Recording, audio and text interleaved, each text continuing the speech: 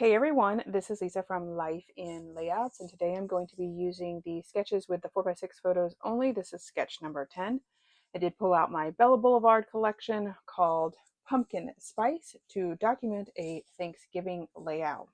I'm mainly going to be using the 6x6 paper pad. I wanted to use all of the little critters. This paper is so stinking cute. So cute. I just love it so much. I have these photos of us using the Snapchat filters. I think I've mentioned it before in other videos that I've done, but I really enjoy using the Snapchat filters on holidays. It just gives us these fun photos for holidays that we always take the same photos every single year. So this just gives it a little added touch, something different than what you're normally going to see. And I think that it just makes your photos really fun and thus making your layouts fun. On the right hand side of the layout, I did add just a regular selfie of all of us, no Snapchat filters. So you do actually get to see what we actually look like, because we all know that Snapchat filters add all kinds of filters to make you look fabulous, but it doesn't necessarily make you look like yourself.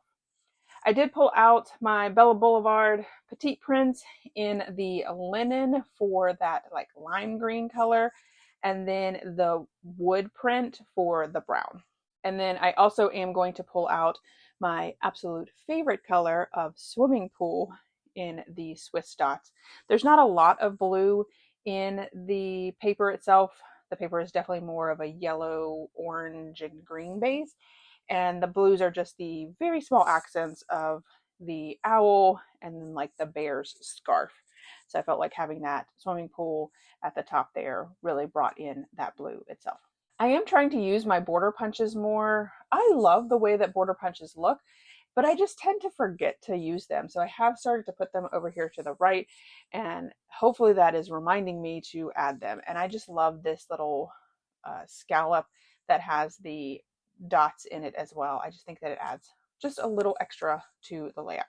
I thought that there was 3 sheets of the paper in the 6x6 pad, and there is not. I don't know why I thought that, because it's not like there's ever been 3 sheets of paper, but I think I was wishfully hoping that there was. So I do have to figure out how to cover up that big hole that's over on the left hand side, which I do. Now, I am super stingy with my petite prints. So once I got this green paper down and realized that I was going to be covering it up with my photos completely, I was like, nope, not doing that. So I used my X-Acto knife to cut off the piece that I knew that was going to be covered. And then for the top green piece, I do go ahead and cut that down. I did give it a little bit of an extra hangover just to make sure that the photos did cover everything up. I did the exact same thing with the swimming pool border strip at the top there. No reason to waste paper if I know that the photos are going to cover up that white. And then one more time with the brown, going ahead and cutting that down as well.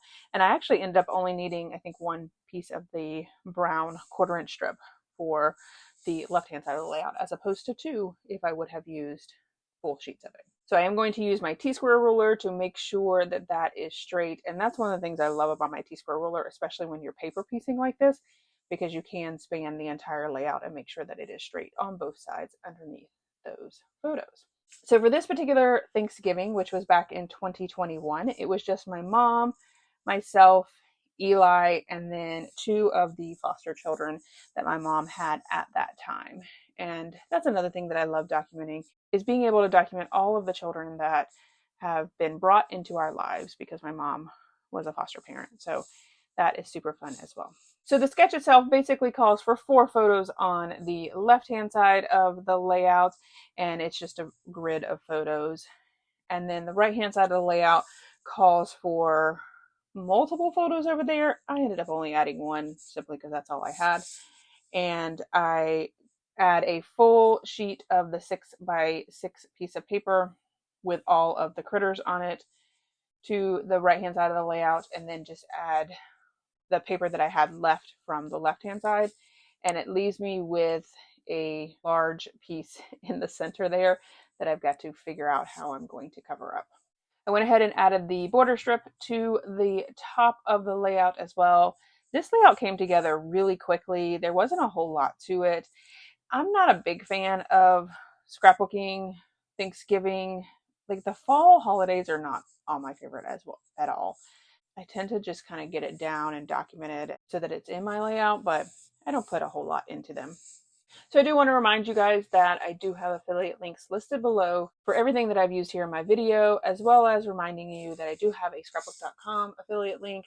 That affiliate link does not cost you anything at all. So if you are purchasing from scrapbook.com, whether it's something that you have seen in my videos and you want to purchase, or if it's something that you are just purchasing on a whim and you want to support me, I do get a small commission. And when I say small, it is very small, but I do get a small commission from any purchases that you make. And so if you would like to support my channel in any way possible, that does not cost you anything at all. If you can just click on that scrapbook.com link below, I would really appreciate it. So what I decided to do to cover up that hole is use the orange gingham paper. I cut the orange gingham paper to 7 by 6.5, and that really just was able to cover up that hole itself, as well as being able to put my photo with the white mat inside of that orange gingham paper. So I wanted to make sure that the mat itself was larger than my photo with the white mat.